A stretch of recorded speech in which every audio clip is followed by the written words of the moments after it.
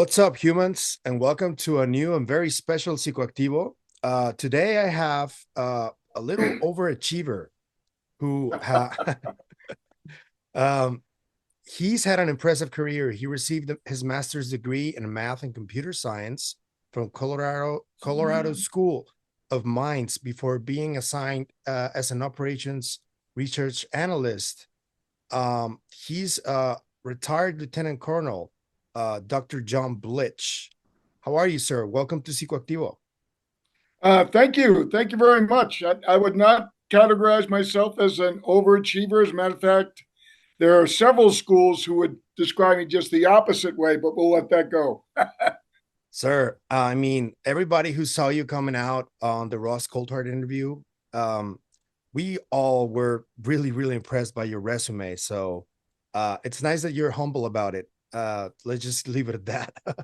But Well, there are many more people more humble than me. You have Lou Elizondo, Chris Mellon, Dave Grush, all those folks, Gary Nolan. So I'm just following suit with those guys and okay, gals. so nobody, well, I didn't know anything about you when you came out on that interview.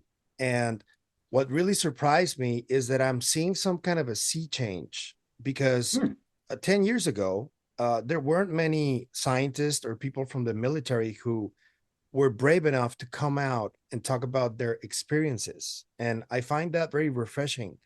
I wanted to ask you, coming forward, how important it was, and how did you live through the stigma over the years, and how do you see it receding a little bit, if that has happened at all? Yeah, what a wonderful question and very insightful of you, Tomas.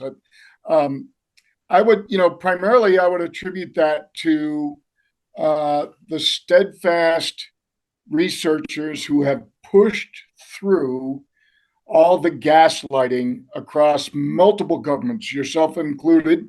Um, but the big, several of the big breakthroughs for me were, first of all, Lou Elizondo. I mean, putting his career at risk uh, and essentially cashing it in, and Dave Grush and Gary Nolan, for Gary to come on the world stage and announce that he had some of these little beings in his room when he was younger. That gave me a little bit of impetus to come forward with my childhood experience as well. To rewind a little bit, um, my childhood experiences I dismissed as dreams, because that's the way the government has gaslit us. That's the way that a lot of the pseudoscience folks try to dismiss it as um, sleep paralysis, as some sort of paranoia, as some sort of pathology, a mental health issue. But when you have John Mack, whose entire job was filtering out what kind of mental health problem you have and getting treatment for that, and then after filtering all those folks out, he still had this core group who were clearly sane, and so that sort of filtration, and for me, it was through the military with the personnel reliability program, which is a very detailed, very onerous um, program to make sure that people that are in close proximity to nuclear weapons, or in my case, in charge of nuclear weapons, aren't crazy. And so all of those combined and coming forward over the years is really what made me feel like I had a net underneath me and that it was okay to finally come out.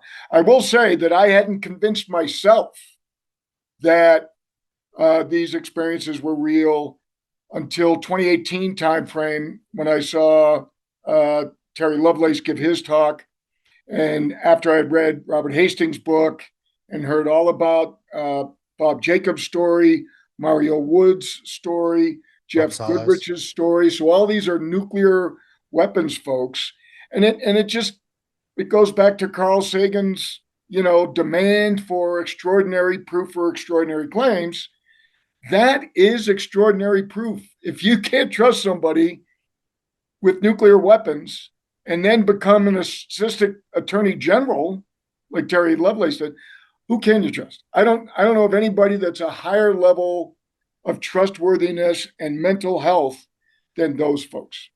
Yeah, I had Mr. Bob Salas here a few weeks Yeah. ago, and he also has one of the most compelling stories that I've ever heard about this topic. And I wanted to ask you about that though.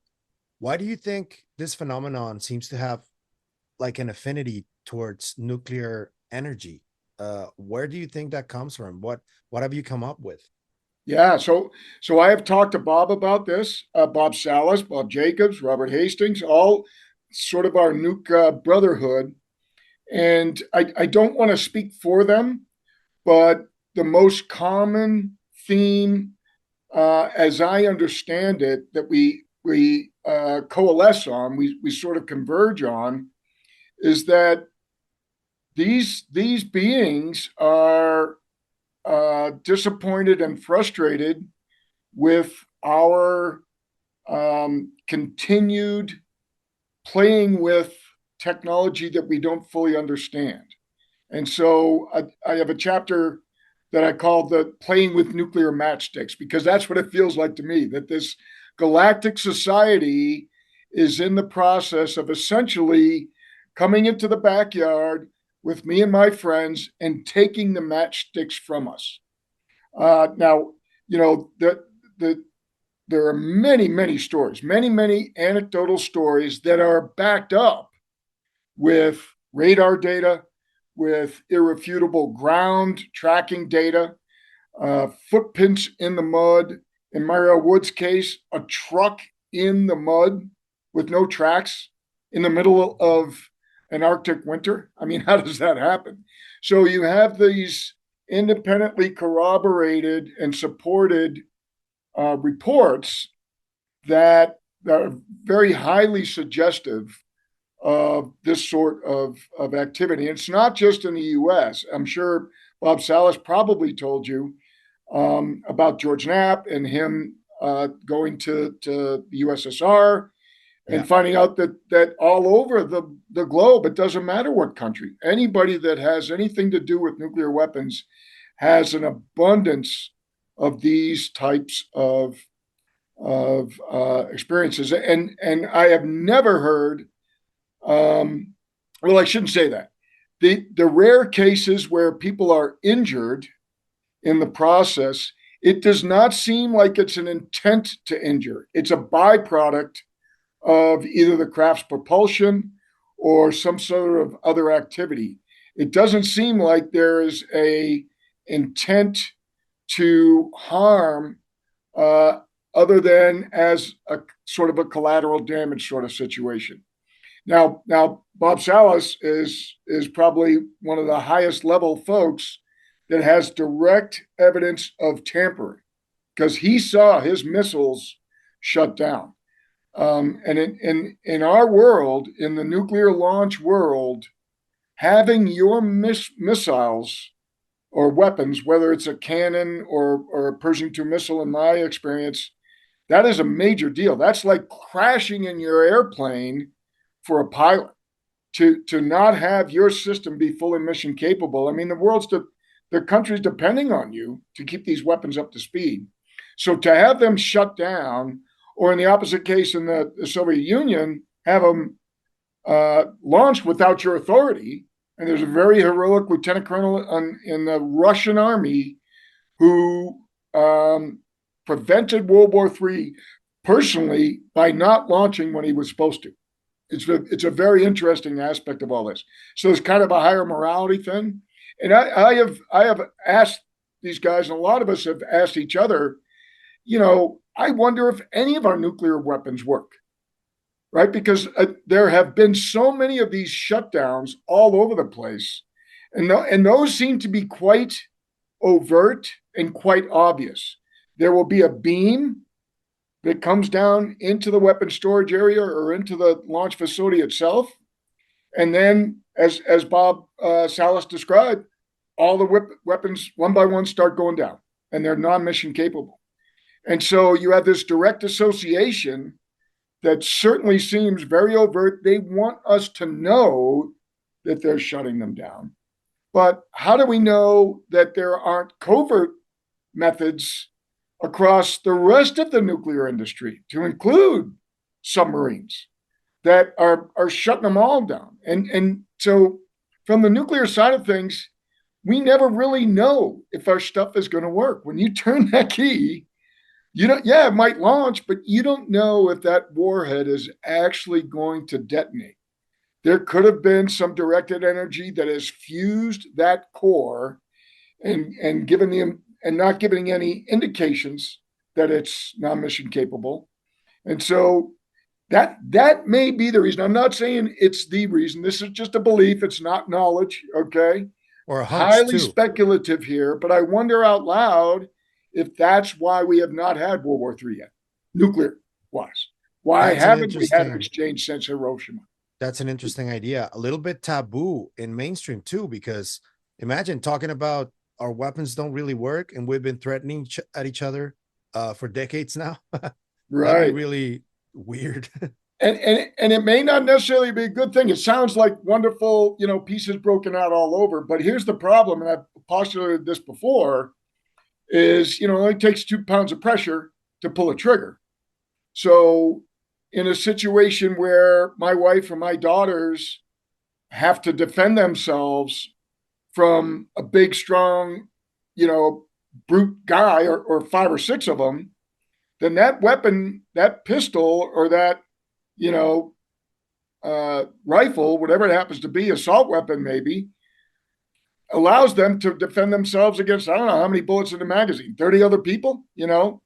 So if all of a sudden, when they pull that trigger and it doesn't work, uh-oh, now this poor, short, relatively diminished individual can't protect themselves as well against all these big brutes. So just because we take nuclear weapons off the table, now what's next? The person with the most artillery, the person Yeah. with the most troops, the person with the most bullets, the country with the most bullets. So it's not quite as hunky dory as you might think. It could be tremendously destabilizing from the countries that do have nuclear weapons, from their perspective. Even if they know that their nukes don't work, would they admit it? I don't know.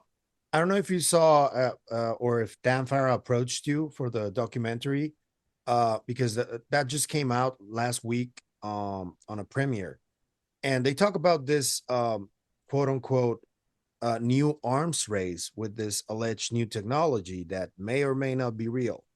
There's a lot of like lore and a lot of history and a lot of different accounts. For example, just to give you one example, the Mark McCandlish story where they talk about ARVs. That's one.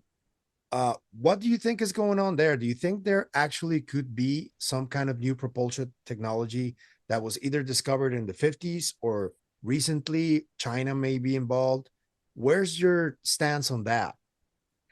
Well, from what I understand of Mark McCandless's demise, I do not believe he committed suicide by Yeah. swallowing his shotgun. Um, and I, again, this is belief. It's not knowledge based on that literature on that wall over there. There's a lot of literature that is highly suggestive that there is internecine sort of, I would call it galactic piracy. That you have, if there are these visitors that have come here, and whether they crash from a very intense electromagnetic storm, a thunderstorm that catches them by surprise. Certainly, there's plenty of possibility for that. Or they're shot down one way or another. Once they're on the ground, they're in the water. It's kind of like the Spanish galleon that sunk in the Caribbean, it's a race to the treasure. And so I do worry about that a little bit. And I think probably part of the most significant aspect of Jake Barber's testimony is he danced around it a little bit, that there might be some contractors shooting and harming and robbing other contractors as they're kind of descending on this sort of activity. You could certainly imagine two different countries who may not have declared war on each other, but both are in a race to get that technology. You could imagine them, pulling weapons on each other and so forth. So I'm very concerned about that. And I think probably the most damaging aspect of that is if these beings actually are spiritually advanced or they're certainly more technologically advanced, every time we prey on each other and show that we can't get along, we get further and further from them opening up a friendly dialogue with us. It's kind of like, the parents are waiting for the children to work it out in the playground before they come, and bring lunch to everybody and say, okay, So it's kind of it's a very dangerous situation that we have here, that we've got to figure out how humans can get along before we start even thinking about getting along with some other sort of species that are out there. So it's very problematic, and I am very, very worried about that. You and I About are on the this same piracy. page on that. You and I are on the same page on that. I think that if we don't learn how to get along, we will never have a seat on the table, just so to speak, Right. Right. But I do want to ask you though, because I have heard you talk about these beings not being malevolent in Mm-hmm. your experience. But I know that there are a lot of abduction experiences that haven't been that positive, and even some of them have been purportedly abusive in many ways. So, uh, do you think that there might be two types of NHI, ones that are not so good and ones that are benevolent, or maybe indifferent would be a good word? Yeah, I would say, well, first of all, I'm going to go back to you and I being on the same page, but it's not just us.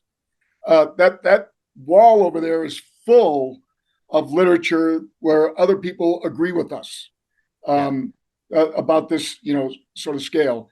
Now, back to your other question about more than one type. I think, again, this is belief. I have knowledge of two types because of my personal interaction with them, but that wall is full of stories and independently corroborated data about multiple different types of species. In the back of Richard Dolan's book, he has the book I'm talking about. He's written many books, Alien Agendas. He Yeah. has 2 pages of descriptions of different craft and different beings. And so I think that the number was up to like 30 something. And he's not exhaustive. He was just using that as an example that there are many different types.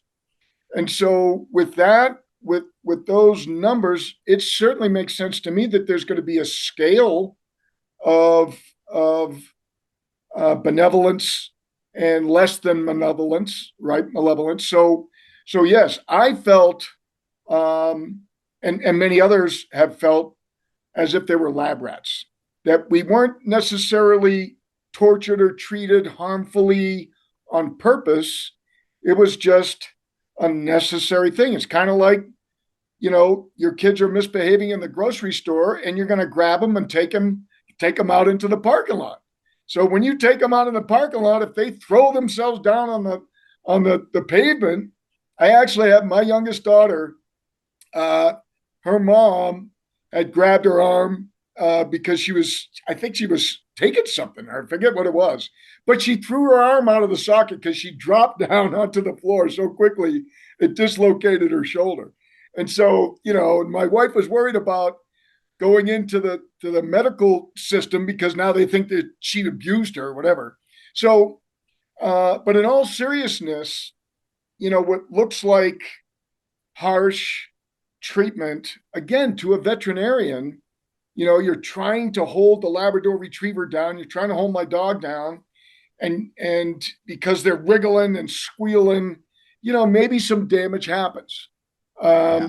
There's certainly bruising, other sorts of things. You may have to perform surgical procedures to take an implant out or put one in or whatever happens to be. But across the spectrum, all I can do as a human behavioral scientist is extrapolate from humans treatment. And again, 99% of violent crime against humans is committed by 1% of our population. So I don't see any reason why that wouldn't hold true out there. Maybe a smaller amount, maybe 0.05%. I don't know, but I don't think it's an invasion. I don't think it's a onerous, or I don't think it's an evil activity. Look what we do. We have kept our species alive by investigating diseases in, quote, lower life forms, right? We do that all the time. Look what we do with bunny rabbits. We test perfume on bunny rabbits, for crying out loud, and we burn their skin. I mean, we don't do a particularly good job at it ourselves. And so at least some of these beings take some of our memories away as a means for us to at least carry on a normal life. So that's the way I feel about it. Very much a range.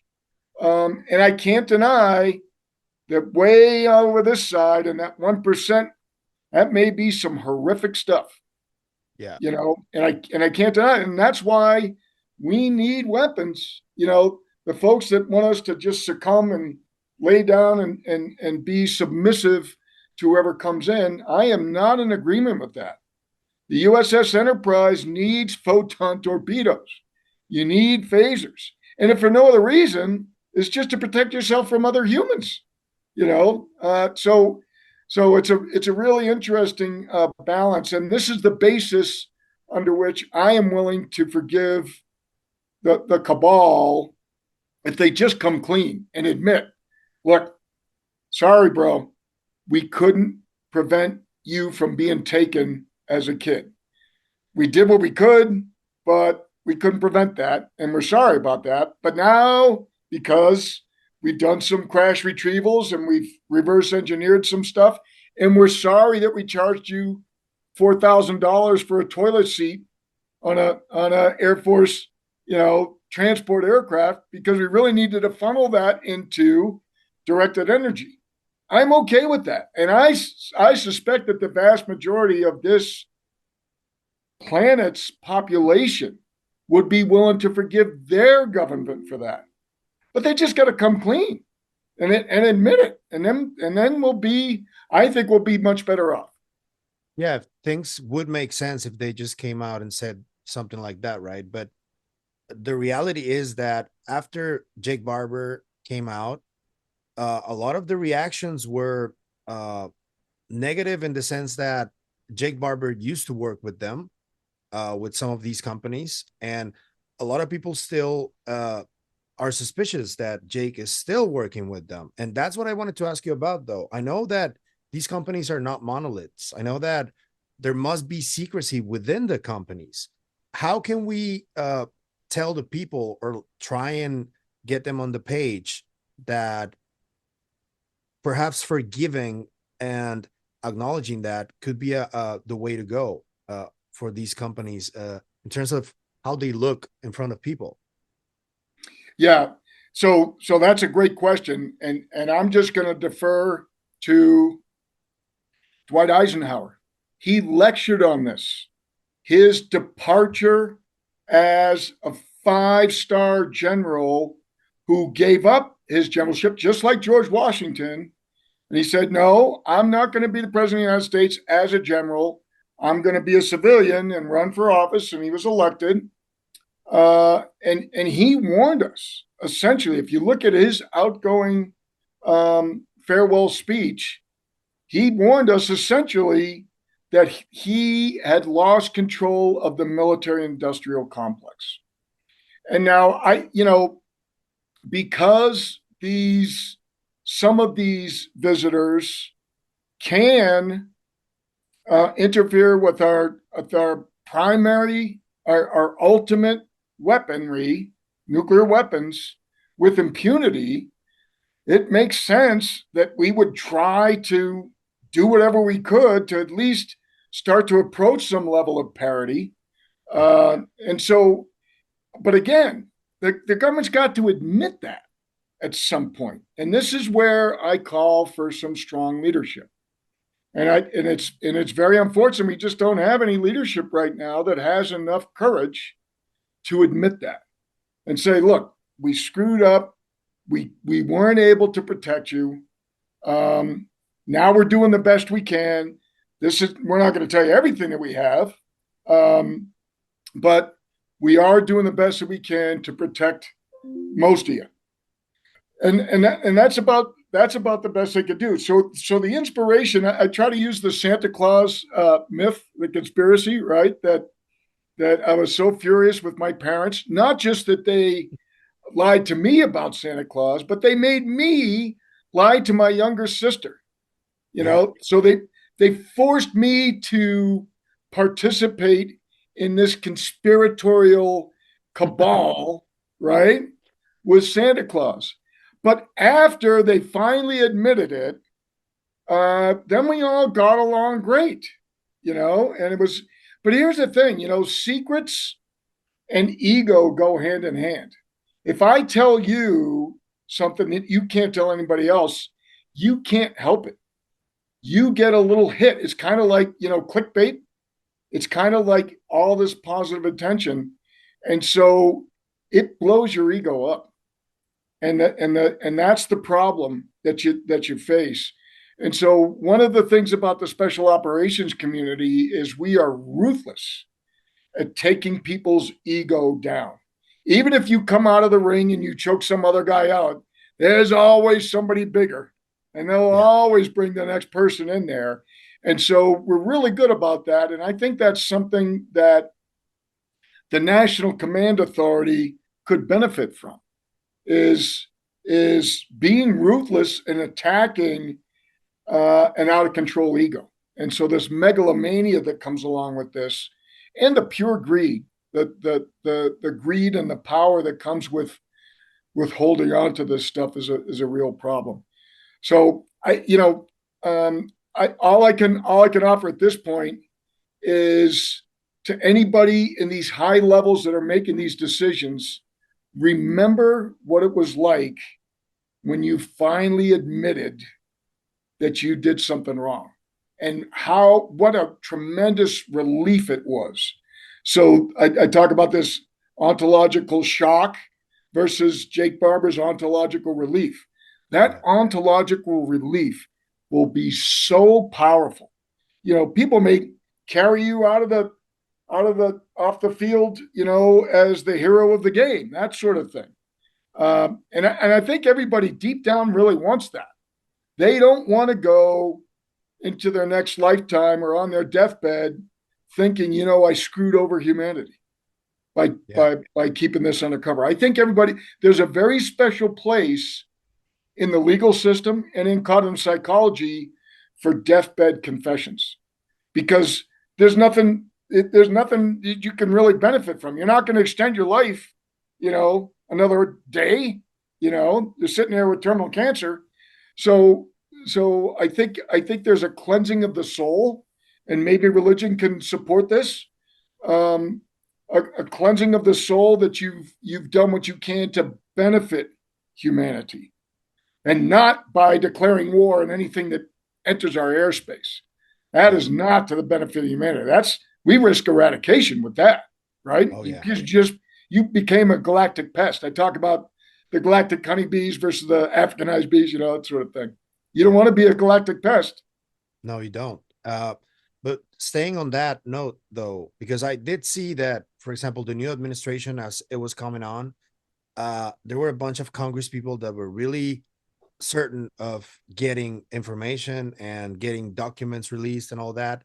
And we're not seeing that. And I was wondering, because Lou's book is named Imminent. Yeah. And And I wonder, this imminent aspect of this, could it be that as soon as the new administration came on, they realized that it was something way bigger than they imagined and more scary, you know? Um, what do you think that could be, if anything? Have you heard anything about that?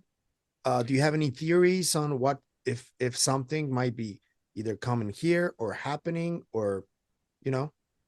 Yeah, I definitely have a theory. And I, first of all, I shared your optimism, especially with Marco Rubio, right? As a proponent for disclosure, has been a sort of an ally of Lou's all along, and many other folks, Tim Burchett, and Luna, and it's bipartisan, on both sides, at least in the U.S.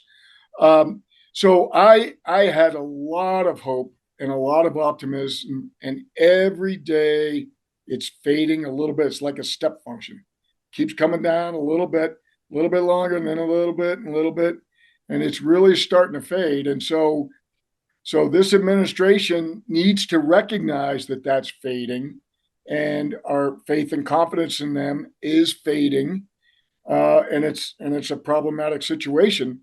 So I'm very disappointed. I could not agree with you more, especially with these claims that on the first day or within the first 30 days, the first 2 months or whatever, and here we are. And I don't see any grandiose admissions about JFK or MLK or any of this or the Epstein files or any of the rest of that. So yeah, I think, and I'm not certainly not the only one. You asked the question, so I know that's two of us, right? There are plenty of people that are disappointed, but in order to fight the fear of this, I want to point out that they get a vote, right? They get a vote in this, and it would be useful for those in the new administration who are aware of this, who have seen some of the reports from behind it, to not forget that. We have age old saying in the special ops community: the enemy gets a vote, and it's the biggest one, right? Yeah. And so I don't want to portray the visitors, whoever's visiting us, as the enemy, because they're not, in my opinion. There may be a small sliver in there that we could consider hostile, but if we want the others to rein them in, then we need to prove that we're worthy of it. And that means we need to, treat ourselves with respect if we're going to be worthy of some other police force or some other mitigation, moderation organization up there to help us. We need to start helping ourselves. So that's where my faith lies, is in them perhaps getting a little bit more overt into this. Also, And what if they are calling the shots? I mean, that's also could be certainly possible, couldn't it? it's possible. The reason I don't think it's probable is because we have reined ourselves in with non-interference treaties ourselves, right? So there are many times I'm aware of several, discoveries of sort of an isolated tribe in a remote part of the country, Yeah. and we haven't always done a very good job of it. In many cases, with First Nations peoples, Native Americans, the Maori in New Zealand, and the Aboriginal peoples in Australia. It's not always a good thing, but we're gradually starting to realize that we need to respect these cultures and not just run over them. And so, because we have shown restraint, I think there's reason to believe that they would show restraint and maybe not solve all of our problems. Sometimes you got to let the kids work it out. Yeah. They got to work it out on their own playground. But if they start playing with matches, or if somebody sees an assault weapon out on that playground, then that parent, I would suspect that the vast majority of parents are at least going to call the cops. Yeah. Right. And if you got an assault weapon out there, we got to get involved. Right. So the nuclear weapon is the equivalent of that assault weapon on the playground, maybe that's gonna bring them in. And it Yeah. seems like that's kind of been the case. If you look at the nuclear enterprise and Hastings' book, and a lot of the witnesses, talk to Salas, talk to Jacobs, and all the rest of the guys I mentioned, Mario and Terry and Jeff. That's sort of a common theme that keeps coming back further and further. I would say that perhaps the reason you decided to become a behavioral psychologist is because of this, like the way we are reacting to it. Is that a fair assessment? That is a fascinating observation that you just made, Tomas, because we have asked ourselves this many times: chicken or egg, right? Did we did we get taken, or did we have these experiences because we were in the nuclear industry, or were we taken in childhood and sort of inspired somehow to get involved in the nuclear industry so that maybe we could be part of the peace movement or something? I don't know. But we have asked ourselves this many, many times. And so there's two aspects of my educational motivations that have come along that are kind of interesting. One is the robotic side, and sort of some of my buddies call it my John Connor complex, right? That I'm convinced that robots are going to take over the world, so we got to prepare now. We got to start fighting machines now, right? So Terminator came out in 1984, and I didn't go back to grad school until 1994, but that had enough time to percolate. But then there's this biological robot aspect of one of my experiences that was just absolutely terrifying. And it's kind of like a child who is being ignored. They will act out, they will be bad just to get some attention. Some attention is better than no attention, right? And so, with those big black eyes and this lack of attention, like I wasn't even there. I was just an object to be dragged or pulled or whatever. That that is terrifying on many different levels. So I wonder about that maybe being somewhat involved in my interest in robotics, and then the neuroscience aspect of it, particularly when it comes to human memory.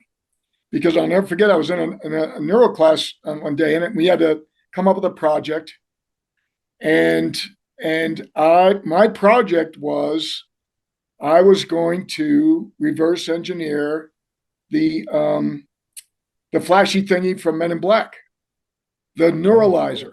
Yeah, yeah, yeah. And so I got an A on that project, not because it was feasible, but because I recognized the limitations, that the seat of our memory is so deep down into the brain structure that you would do way too much damage to everything else trying to get down in there with directed energy, that you would have a very significant impact on the patient. So we don't have the technology to do that right now, but I have no doubt that someone, even with just 100 years of advancement in neuroscience, it's not linear. It's an exponential curve here. How much we're learning about neuroscience.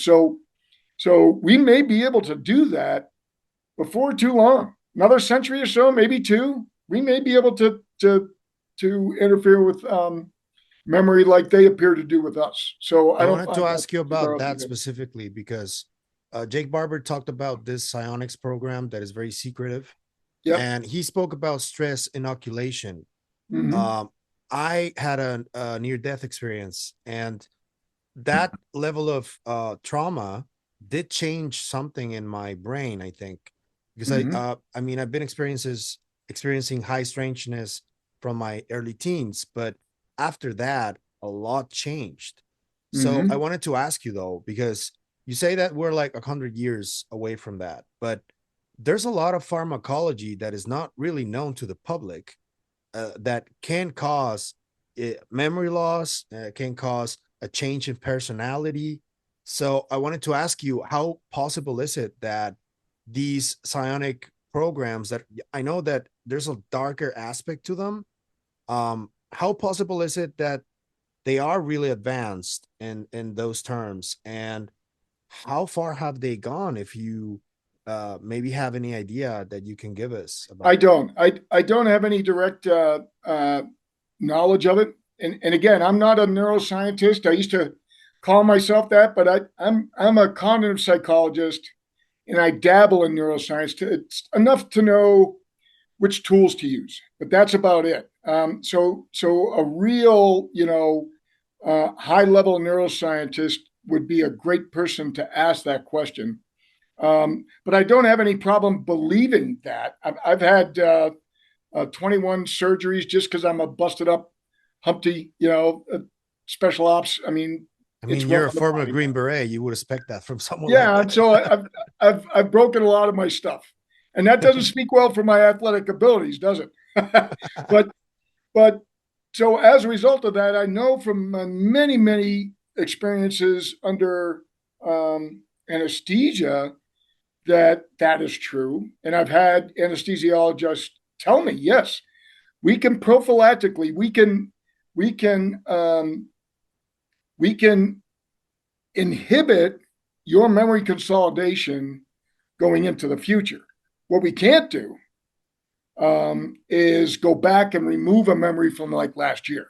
We can interfere with your ability to get access to it through the hippocampus because it's a very vulnerable suborgan of the brain. Um, so again, that leads me to believe that that there is that potential. Highly regulated though, and but like you say, who knows on the black market? Who knows what's going on that way. Again, I want to feel that 99% of our fellow humans wouldn't do that type of stuff. All it Yeah, takes is one, right? yeah, And 1% out of 9 million, that's plenty of people that might get a little, out there. So we got to have faith in law enforcement and our investigative, bodies that would rein those folks in, those rogue programs in. But I also think what's really important, what Jake said, um, is that he felt this intense feeling of love from that craft and sadness. And that's where I want to extrapolate and say, yeah, that feels like parents that are watching their kids do bad things to each other, and they just got to let it happen. Because if they interfere, they're not going to learn. So they kind of gotta let it happen. That's what I've felt many times, in a lot of this stuff. So hopefully we will learn collectively as a society not to do that kind of thing with each other. yeah. And that's we gotta have faith in that. Sort of moving You forward. know what's weird? When I saw Jake telling his story, uh, that feeling was something that I felt when I had my fear death Did experience. you? Yeah, and Yeah. it felt like I was being scolded by something. Hmm. That you're messing up your life because it happened because of an OD that I suffered about Uh-huh. a decade ago. I'm far away from that now. Sure. But I was lucky enough to live through it. And after it all changed, I realized that I was sort of communicating with something Hmm. at that moment. And when I saw Jake, it just felt Yeah. exactly the same. It Yeah. was It's really fascinating, strange. isn't it? It's Yeah. absolutely fascinating. And so we have this notion of a crucible that, what doesn't kill you makes you stronger and it makes you more resilient, right? And so Yeah. what you survived brought you forward. There's a new source of strength there that you have that ability to now resist those sorts of things. So I think I felt the same way. I felt it was a gift that I now understand that this body is just a soul container, a soul machine, a soul vessel, right? That you know, you don't. It's not worthy of worship. Yeah, fix it if it's screwed up, right? Do some exercise, knock out a few extra push-ups, whatever. Um, but But and we know this from the guys that go through guys and gals now that go through special ops training. A lot of times, the bodybuilders who really get off marveling at their body, they don't make it through because it's a weakness because there's such a connection with that body that if they get injured in the slightest way, their life is destroyed. Yeah. And when you got to realize, look, you can get through life with 3 limbs, 2 limbs. Look at the Special Olympics. My God, it wakes us up to just how resilient humans are. So my hat's off to you for learning that resilience lesson, and it's a very powerful one, I think. Yeah, it's changed my life completely. Yeah. I wanted to ask you about the psychology aspect of it because I know that there are not many therapists or psychologists who deal with this stuff. I've seen a lot of people that are experiencers that are struggling to find a proper therapist who can talk to them about this. Mm-hmm. And whenever they find themselves in front of one, when they're trying to speak to them, uh, most of these therapists are either skeptical or they're just not like um, educated in the literature and what's happening. What do you think should happen, or what things should change for that to start like being more normal? Yeah. So people can treat experiencers. What a wonderful question. And so so there are some very experienced and well-trained and certified hypnotherapists that I have had the pleasure of meeting. Yvonne Smith, and she runs the Ciro organization. Kathy Martin, of course, John Mack and Leo Sprinkle. So John Mack and Leo Sprinkle had an MD and PhD respectively, so they had those certifications. And the challenge is, the problem is, at least within the United States, is different states have different level of certification. And so at some point, and those fluctuate. Colorado used to have a certification program that you had to go through to become a hypnotherapist, and that went away. And I know at least 2 therapists that left the state because of that, because they lost. It wasn't that they lost their certification; they were still certified. But if they let anybody practice it as sort of an entertainment sort of thing, then what's the value of being certified? So so certification is a necessary thing because it is a very powerful tool to use. And so the folks that have looked at this from the neuroscience side of it, David Spiegel, Andrew Huberman, and a couple other folks, Yeah. it is not woo-woo anymore. It is well recognized scientifically that the subconscious aspect of things is really, really important.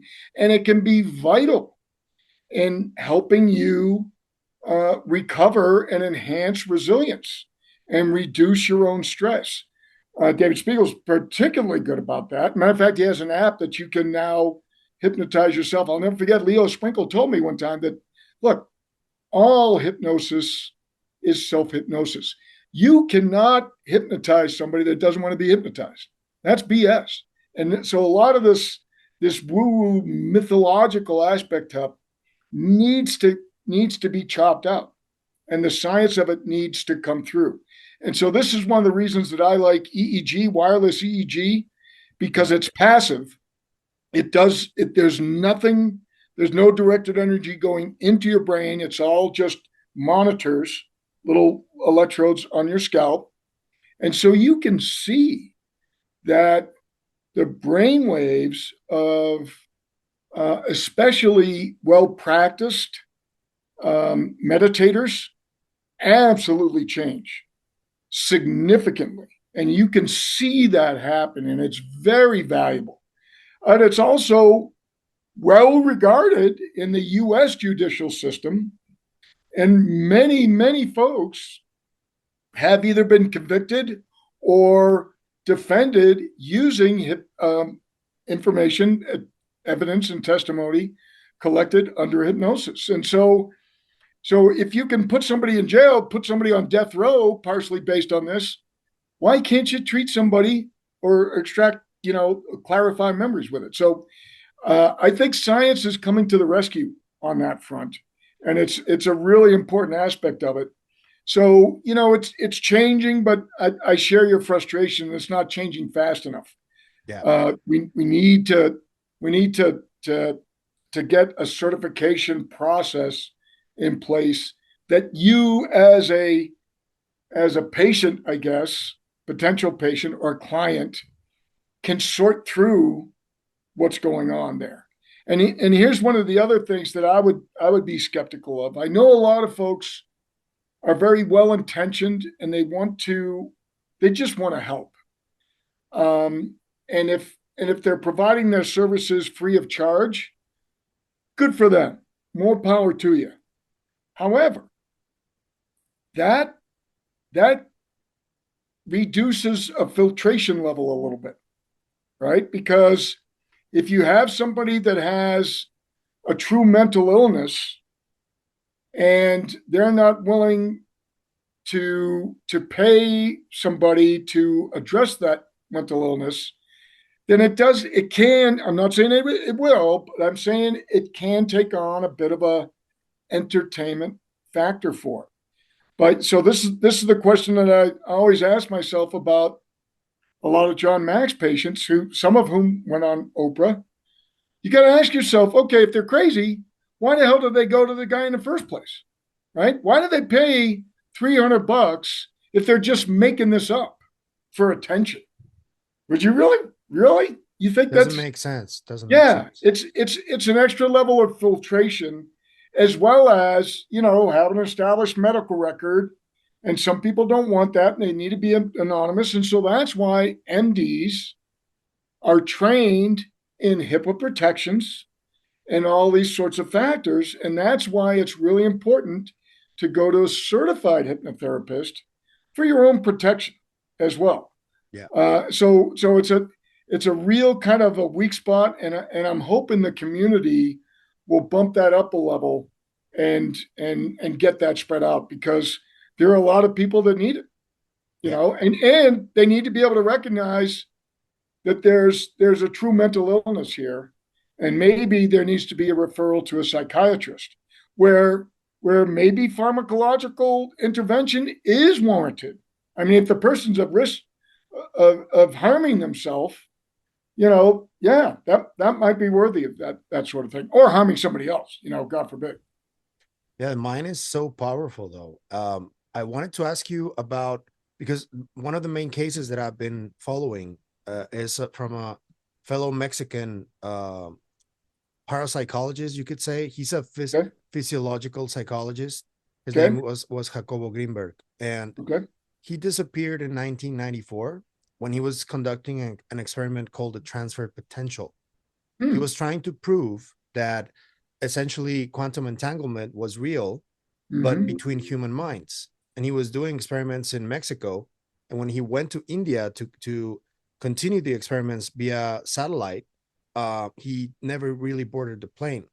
And then there was a whole investigation where they found that he had ties to people from Stargate and from the CIA. Mm. And I managed to find a bunch of pictures of him with Dr. Jacques Vallée, with Dr. John Keel, with Mm. Dr. Andrea Pujarik. And Wow.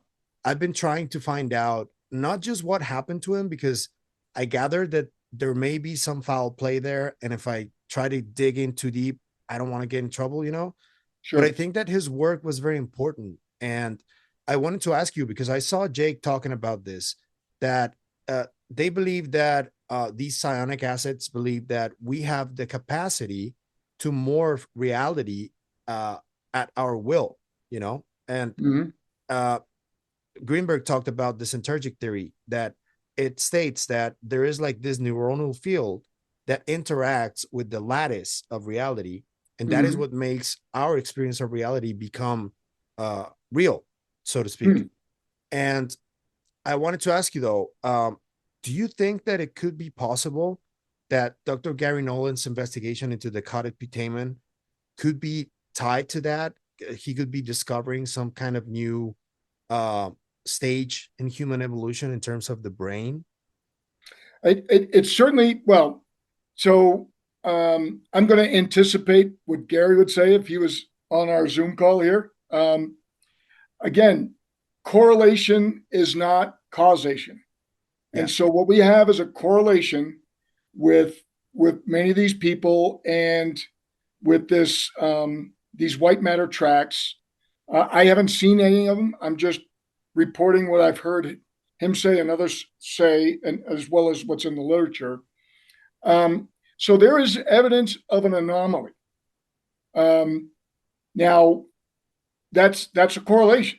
And so in order to arrive at a causation, you've really got to truncate, you've got to account for all the other variables around that. And that can be very difficult, especially since you don't control the environment, right? So these are roughly 100 intelligence and military personnel who have self-reported problems, and they've come into a medical doctor somewhere. And so you don't have control over the environment where that activity occurred. So without controlling that environment, it's really difficult to account for all those variables that you can start to now talk about causation. Yeah. So that's a problem.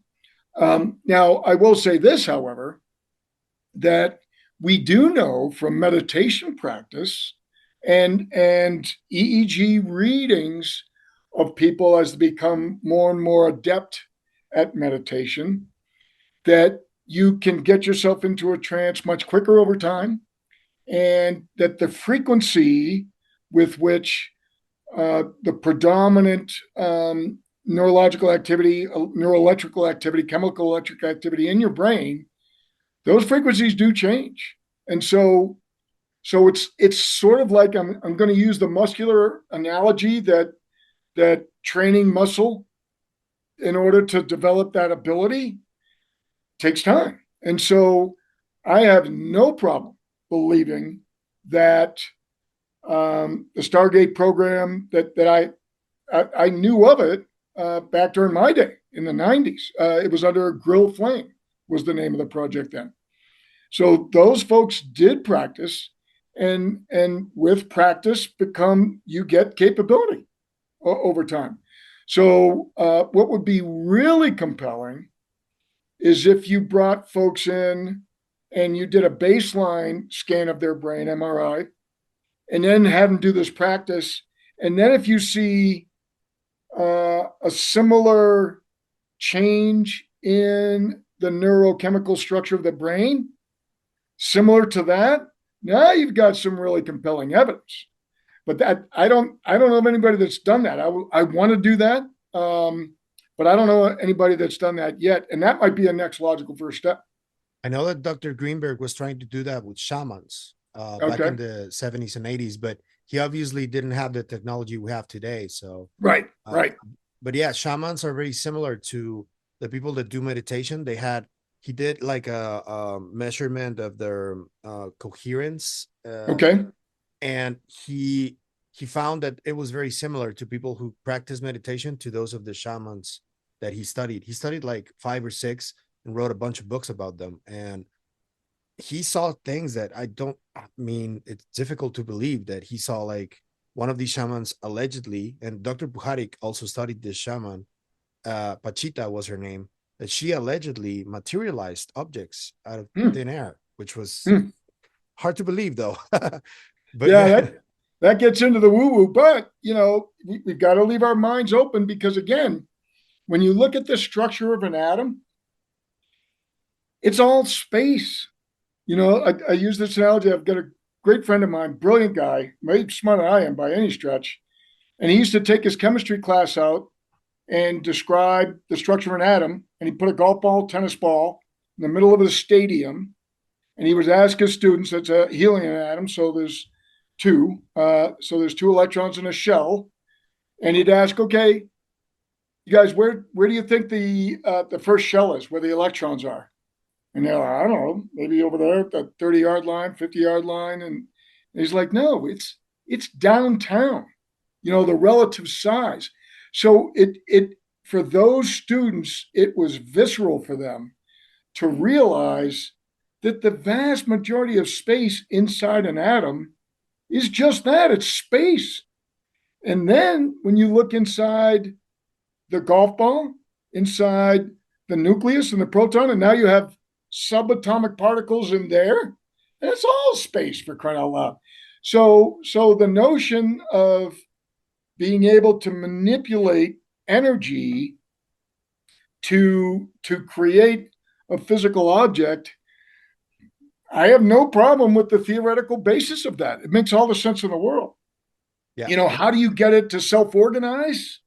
Now that gets into some difficult. Now we're talking about a lot of power, right? And so this is also in that transition from belief in faster than light's travel.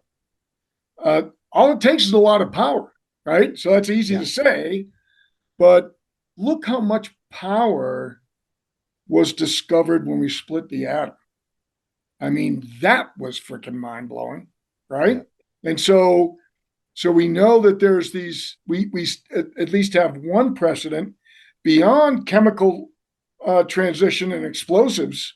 Now we have subatomic energy release that is mind blowing. Who's to say that there's not something even more powerful than that? Orders of magnitude more powerful than that. So theoretically, I have no problem with what you just said. Of course, I would have to be skeptical and see it happen, and then we have to control all the environments. But when you look at the telepathy tapes, I don't know if you've seen that program or any of that. I've had Kai Dickens and Dr. Powell on the show. So. Yes. And so the way that she and the filmmaker that produced it, they both went to great lengths to ensure scientific control of variables and to isolate variables and to eliminate any other possibility that could account for it. And I find it to be very compelling. So I do not believe that telepathy is woo-woo anymore. It is based in science. Yeah. It also really relaxed me finding out, because I was really scared after my fear-death experience about death. And after I heard the tapes, I'm no longer afraid of that, which is really fascinating to me. It's fascinating to me too. And I'll tell you, somebody else who has helped me through my fear fighting effort is Linda Bachman and Michael Newton. They formed a noetic society, and they did very compelling evidence of life after death, of reincarnation. And don't take it from me or them. I mean, there's a whole department of a major university in Virginia. They have 3,000 cases of reincarnation. So once you embrace the notion that this lifetime is one of many, I mean, it takes all the heat off you. That doesn't mean you could sit back and be a couch potato, right? You still, you need to have a positive impact. And to me, that's what life is all about, is learning and helping others learn, and it's such a relief, an ontological relief, to use Jake's impression, that, look, even if you screw this up, you get another shot, and you get another shot after that, and another shot after that. So you may have to repeat fourth grade, but you get an, and here's the other thing, is if somebody has done you wrong, they're accountable. Yeah. Right. So even if it's some other being that's viciously, attacking you and defiling you and mutilating your body or whatever, they're accountable too. Right. And this is how I deal with the whole religion thing. Some of my guys, they're like, whenever we get into the discussion of UFOs or ETDs, they're like, oh, I'm a God guy. I'm like, yeah, so am I, dude. It's not mutually exclusive, because who made them? Who made all these other beings? So it's not either God or ET. It's all of the above. It's all a big, marvelous, melting pot mixture of wild, mysterious, crazy stuff, and it's fabulous. Yeah. Just a couple of questions before I leave you, sir. Sure. If that's okay. Okay. Yeah. So Staying on that a little bit, because I've seen people like Dr. Jacques Vallée, Dana Pasolka, and others talking about how they seem to be a little bit more convinced on the angelic and demonic aspect Mhm. of this phenomenon. I wanted to take your perspective on that because you've had an experience firsthand with your with the mantid beings. Why do you think they seem so convinced of that, um, of this being the case? There's also the Chris Bledsoe case. He thinks they're angelic in nature. Sure. Where do you stand on that? Oh, I think so. Look, we all have our own experiences and our own pattern of life, and we are the benefactors of those experiences and the victims of those, depending, what they were. So in the cognitive psychology world, we talk a lot about framing, right? How you frame the world, your worldview, as John Mack used to describe it. And so, for someone who is immersed in a particular religious orientation, whether or not it's Judaism, Christianism, Buddhism, whatever it happens to be, um, then it makes sense that you're going to frame whatever this experience is within that framework. Yeah. So I have no problem with any of that. And in my opinion, all religion is pretty well intentioned, right? Don't kill Yeah. each other, right? Don't steal from each other. You know, now sometimes it gets a little extreme, an eye for an eye, a hand for a hand. I'm not sure I'm in agreement with that. I ascribe more to the golden rule type of thing. But if we step back, rewind back about 30 minutes or so, when you were asking about the malevolence versus benevolent side, wouldn't it make sense to describe that in terms of angels and demons? That Yeah. could easily be within that realm as well. So I have no problem with all of that being true. It's not mutually exclusive. I kind of I call myself a non-exclusive Christian, right?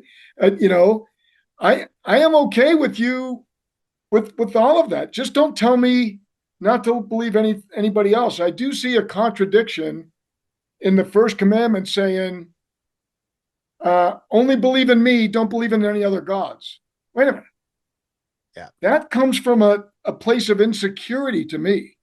If that being, whoever that was, truly is omniscient and is the big super god, why do they have to say that? You don't have to say that. Why do you have to? A, that means there's other gods out there, so that's a contradiction. Yeah. And B, why do you tell me not to listen to them?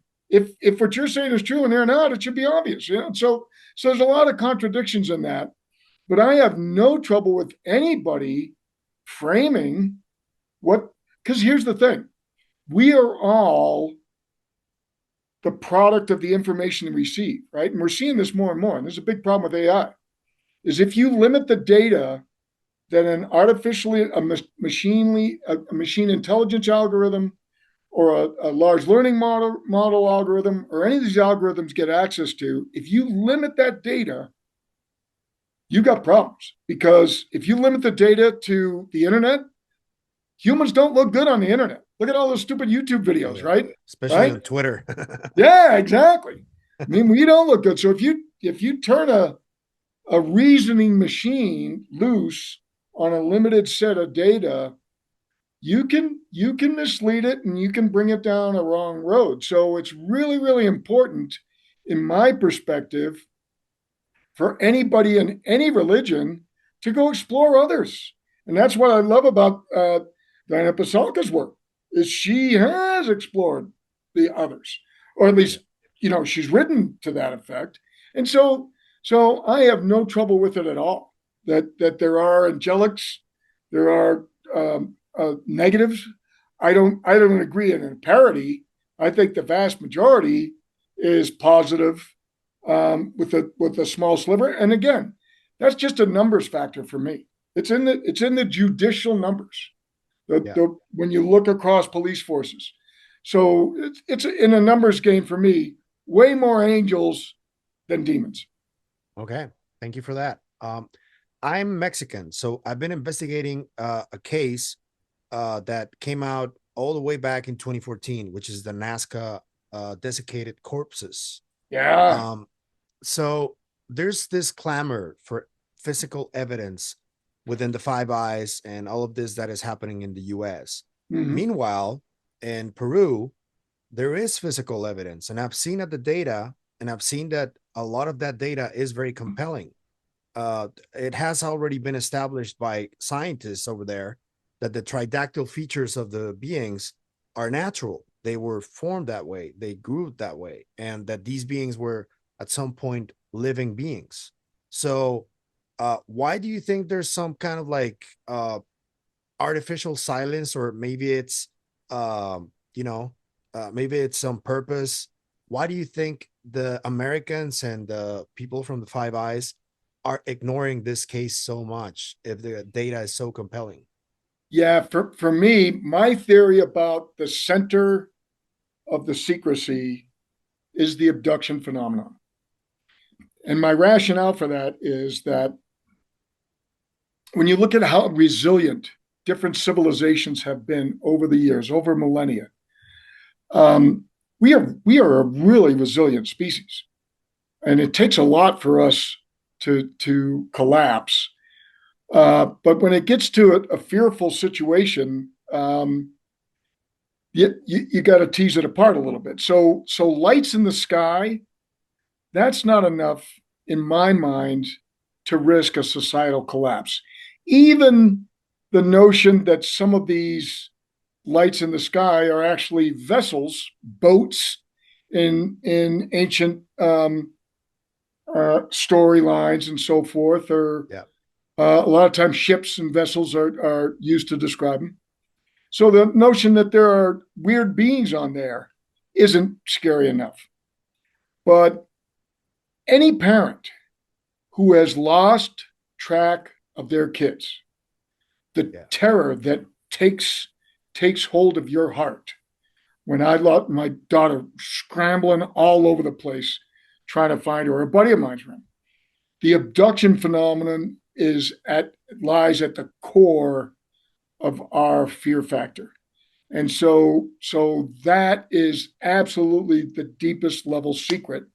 And so when you see not just one body that might be dismissed as just a genetic anomaly, and you have multiple bodies, whoo, that's a big chunk of evidence. And they kind of look like the beings that a lot of experiencers say are the people that take them with the three digits, my own little three bruises. That is right now. You're really So close to that wait, core. your three bruises, you think those are like those beings were had three digits on them? Oh, absolutely. Holy Yeah. crap. So three over the top, and then one on the back on the triceps. So these were very dark blue, purple, Yeah. and this one was purple yellowish. And I think it's just because there wasn't as much blood vessels there, on the back as it's close to your bone. But yeah, that was very clear on the inside of my arm when I woke up that next morning after the weird hurricane looking cloud. Wow. So you think it's fear based, this not paying attention to the case of the Nazca beings? Do you think it's fear Well, based? yeah, I think first of all, I think the abduction phenomenon is at the core, and that's how you can get an otherwise very trustworthy person, somebody that has sworn an oath to the Constitution, to the United States of America. You can get them to lie. You can get them to lie, and you can get them to threaten other people to lie. Is if you show them direct evidence of the abduction phenomenon and you convince them how terrifying that is, then they could say, yeah, they can rationalize to themselves, yeah, you're right. We got to keep this a secret. The kids can't handle this. And so that's the basis for my effort right now. The fear fighter effort is to expose that the vast majority of these abductions are just veterinarian procedures. like they were for me. The vast majority of the folks that report, they're either, in many cases, they have healed us. They have actually healed the people that have taken. And it's still terrifying in the process, but so was it. It was for my dog when I brought my dog to the vet. And so that's the feeling that I got from my um, experiences. And I'm not alone. There are many, many people with that very same feeling, that they came away feeling very positive. And then even if they feel terrified, they they got to admit, I don't have tuberculosis scars anymore. I don't have a bad knee anymore. And they have to admit that to themselves. And then the older you get and you get out of this childhood, anger, emotional content, you start to think back on it. Maybe that was a blessing, kind of like we were talking about with your experience, and how, it has broadened your horizon now. When you're in it, it's horrible. Oh yeah. And enormously the amount of fear and constraint. But you look back on your life, after a few decades, yeah, maybe it wasn't so bad. So that's the way I feel about it. And I think there's a lot of evidence to support that. You know what's really wild? That when I spoke to Bob Salas, he also talked to me about the experience he had, and he remembers also 3 bony fingers. Yes, he That's does. mind blowing. Yes. He told me Oh that my same god. story, and my heart goes out to him because it is mind blowing. And that happened I don't want to speak for him, but yeah, that was fascinating. The fact that you're making that correlation to your experience too, it makes me understand why, yeah, there's so much like ignorance, willful ignorance towards those bodies being there. But I hope that we can get to a place where a lot of people from the not just the U.S. government, but all governments can start acknowledging those bodies, because Yes, they're a big part of the puzzle, I think. they And are.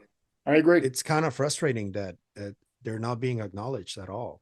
I, But I yeah, agree. And I also think, when you look at Brazil, is much more open about a lot of the activity down there.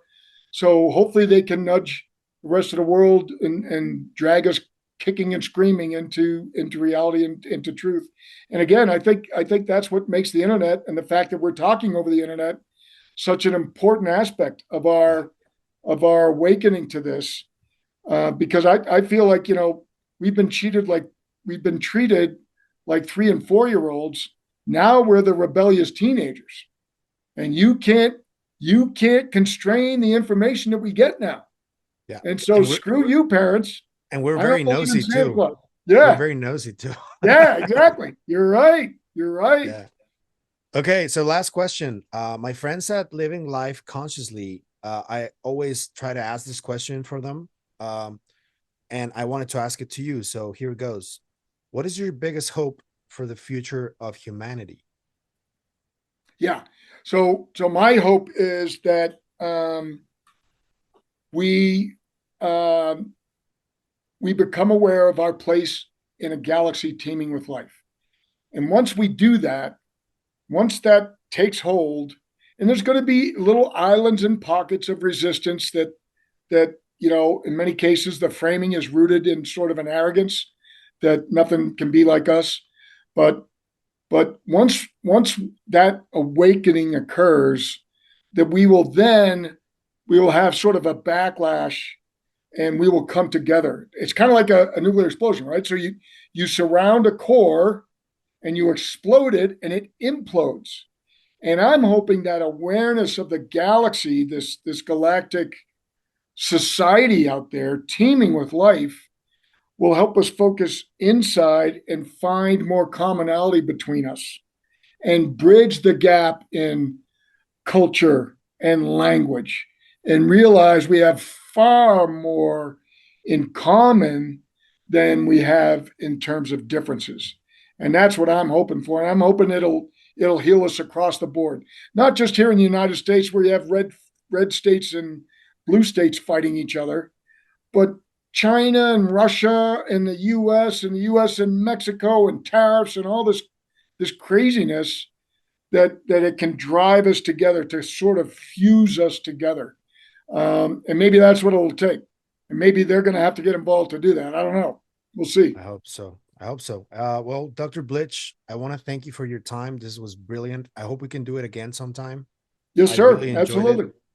And well, I hope that you can like keep convincing other people like you to keep coming forward, because that is what I think helps the most. More credentialed people explaining what they experienced. That is going to keep moving the needle forward. So thank you. Well, thank you very much for what you're doing every single day. It's super important to us. Thank you, sir. Have a Thanks for good your one. time. Have a great Bye. one. Yep. Bye now.